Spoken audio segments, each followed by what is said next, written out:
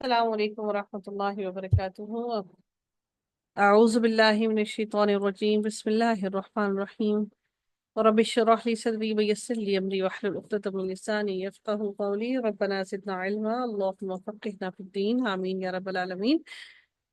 بات چل رہی ہے حضرت موسیٰ علیہ السلام کے بارے میں، اور ہم دیکھتے ہیں کہ پیچھے بھی وہی باتیں چل رہی تھیں۔ اللہ تعالیٰ نے قوم موسیٰ کو اللہ تعالیٰ نے نجات دے دی ابھی تک، کس سے؟ فرعون سے۔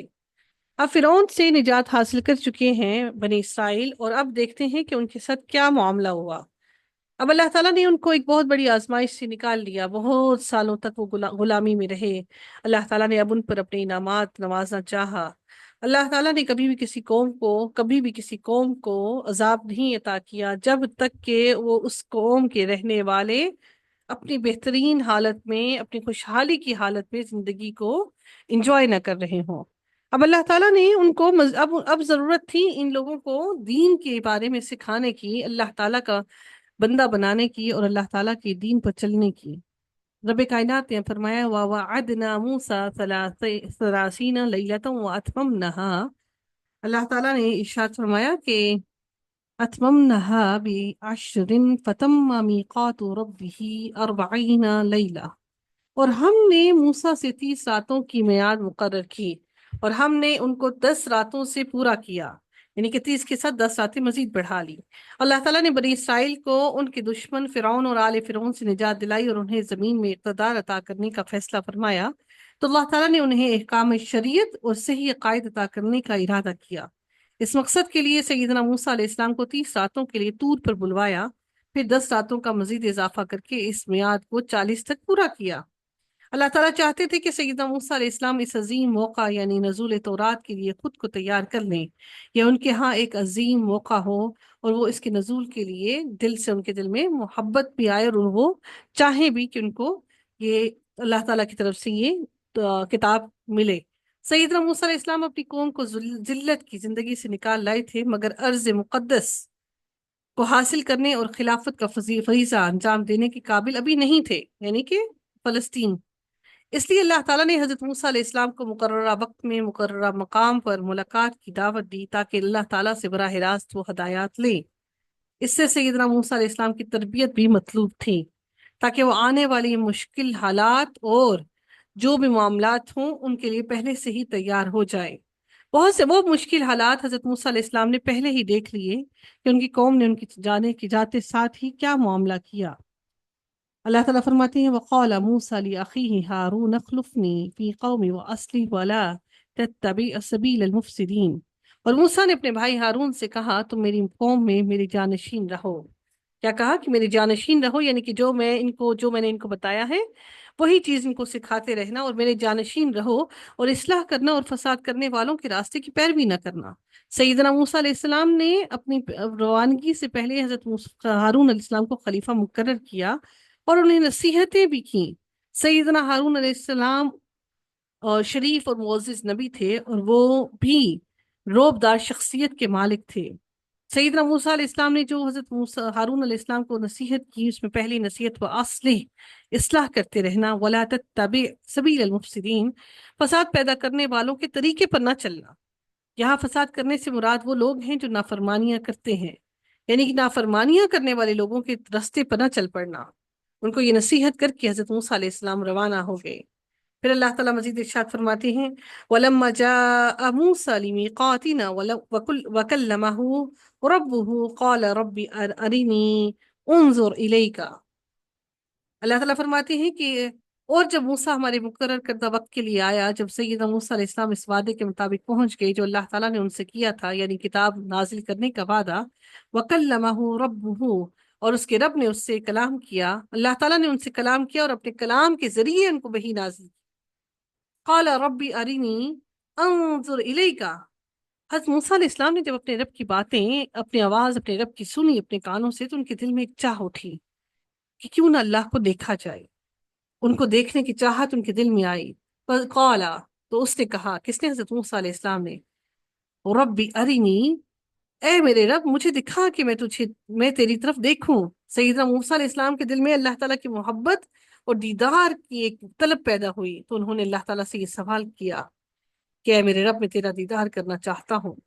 سیدنا موسیٰ علیہ السلام نے اللہ کے کلمات سنے اور ان کا شوق مزید بڑھ گیا، تو انہوں نے اللہ سے یہ جو سوال کر دیا، اب اللہ تعالیٰ نے ان کے سوال کا فوراً ان کو جواب دیا۔ قال، فرمایا اللہ نے، لن ترانی، کہ تم مجھے ہرگز نہیں دیکھ سکتے، ولیکن انظر الی الجبل فإن استقر مکانہ فسوف ترانی، تم مجھے ہرگز نہیں دیکھ سکتے لیکن پہاڑ کی طرف دیکھو، وہ جو سامنے پہاڑ ہے اس پہاڑ کی طرف دیکھو، اگر وہ پہاڑ اپنی جگہ پر برقرار رہا تو انقریب تم مجھے بھی دیکھ لو گے، اگر وہ پہاڑ برقرار رہا تو تم مجھے دیکھ لو گے۔ اللہ تعالیٰ نے جواب دیا کہ تم مجھے ہرگز نہیں دیکھ سکتے، یعنی تم میرے دیدار کی طاقت نہیں رکھتے۔ اللہ تعالیٰ نے مخلوق کو اس طرح بنایا ہے کہ دنیا میں اس کا دیدار نہیں کر سکتے اور نہ وہ اس کی طاقت اور قدرت رکھتے ہیں۔ انسان جب جنت میں داخل ہوگا تو اس کی بینائی کو کئی گنا زیادہ کر دیا جائے گا، اور جب انسان حوض کوثر سے نبی کریم صلی اللہ علیہ وآلہ وسلم کے ہاتھ سے جب پانی پیے گا تو اس کی بینائی مزید بڑھ جائے گی اور وہ کئی گنا زیادہ ہو جائے گی۔ رب العزت نے فرمایا، لا تدرکہ الابصار وہو یدرک الابصار وہو اللطیف الخبیر۔ سورہ انعام میں اللہ نے فرمایا، نگاہیں اس کو نہیں پا سکتی اور وہ سب نگاہوں کو پا لیتا ہے، وہ نہایت باریک بین اور پوری خبر رکھنے والا ہے۔ آخرت میں اہل جنت اپنے رب کا دیدار کریں گے، جس کے لیے رب کائنات نے فرمایا، وجوہ یومئذ ناظرہ الی ربها ناظرہ۔ اللہ تعالیٰ ہمیں بھی ان لوگوں میں شامل فرمائے۔ بعض چہرے اس دن تر و تازہ ہوں گے، اپنے رب کی طرف دیکھنے والے ہوں گے۔ سیدنا ابو موسیٰ رضی اللہ تعالیٰ عنہ بیان کرتے ہیں کہ اللہ تعالیٰ نے کہ رسول اللہ صلی اللہ علیہ وسلم نے فرمایا، اس اللہ کا حجاب بھی نور ہے، اگر وہ اس حجاب کو ہٹا دے تو اس کی چہرہ اقدس کے انوار سے وہ تمام مخلوق جل جائے جس تک اس کی نظر پہنچتی ہے، یعنی اللہ کی نظر پہنچتی ہے، وہاں تک سب کچھ جل جائے۔ سیدنا انس بیان کرتے ہیں کہ رسول اللہ صلی اللہ علیہ وسلم نے اس آیت کی جب تلاوت کی، ربی آرینی انظر الیک قال لن ترانی، پھر آپ صلی اللہ علیہ وسلم نے فرمایا، اللہ تعالیٰ نے اپنے نور میں سے اس کی مثل ظاہر کیا اور آپ نے اپنے ہاتھ کے نصف انگلی، ہاتھ کی سب سے جو چھوٹی انگلی ہے، نصف خنصر انگلی اس کو کہا جاتا ہے، نصف جو انگلی جو سب سے چھوٹی انگلی ہے اس کی طرف اشارہ کیا، یعنی اللہ تعالیٰ نے اپنے نور میں سے صرف اتنا ہی ظاہر کیا جتنی ہماری چھوٹی انگلی ہے، اللہ نے صرف اتنا جب نظارہ ظاہر کیا تو ہم جانتے ہیں کہ حضرت موسیٰ علیہ السلام گر گئے اور پہاڑ چل گیا۔ فلما تجلى ربه للجبل جعله دكا وخر موسى صاعقا، تو جب اس کے رب نے پہاڑ پر جلوہ ڈالا تو اسے ریزہ ریزہ کر دیا، ٹکڑے ٹکڑے کر دیا، اور موسیٰ بے ہوش ہو کر گر پڑا۔ اللہ تعالیٰ نے سیدنا موسیٰ علیہ السلام کی دعا قبول نہیں کی، ان کی تسلی کے لیے اللہ تعالیٰ نے پہاڑ پر تجلی فرمائی، پہاڑ ریزہ ریزہ ہو گیا اور حضرت موسیٰ علیہ السلام بے ہوش ہو کر گر گئے۔ اللہ تعالیٰ کی تجلی کیسی تھی؟ تجلی کی کوئی صرف بیان نہیں کی جا سکتی، ہاں اس کے اثرات کے بارے میں قرآن کریم میں یہ بتایا گیا ہے کہ پہاڑ پر یہ اثر ہوا کہ اللہ تعالیٰ کی تجلی کے سامنے ریزہ ریزہ ہو کر ریت کے ذروں کی طرح زمین کے برابر ہو گیا، اور سیدنا موسیٰ علیہ السلام پر یہ اثر ہوا کہ وہ انسانی کمزوری کی وجہ سے بے ہوش ہو گئے، حالانکہ حضرت موسیٰ علیہ السلام نے نہیں دیکھا تھا لیکن وہ بے ہوش ہو گئے۔ فلما فاقا قال سبحانک، پھر جب ہوش میں آیا اس نے کہا تو پاک ہے، سبحانک۔ سیدنا موسیٰ علیہ السلام جیسے ہی ہوش میں آئے تو انہوں نے اعتراف کیا کہ اللہ تیری ذات پاک ہے ہر اس چیز سے جو تیری شان کے لائق نہیں، تبت الیک، میں نے تجھ سے توبہ کی۔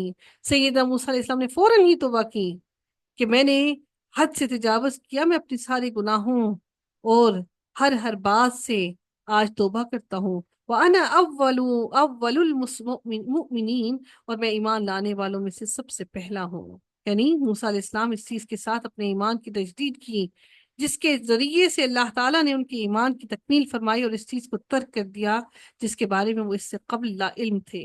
جب اللہ تعالیٰ نے ان کو اپنے دیدار سے محروم کر دیا، حالانکہ حضرت موسیٰ علیہ السلام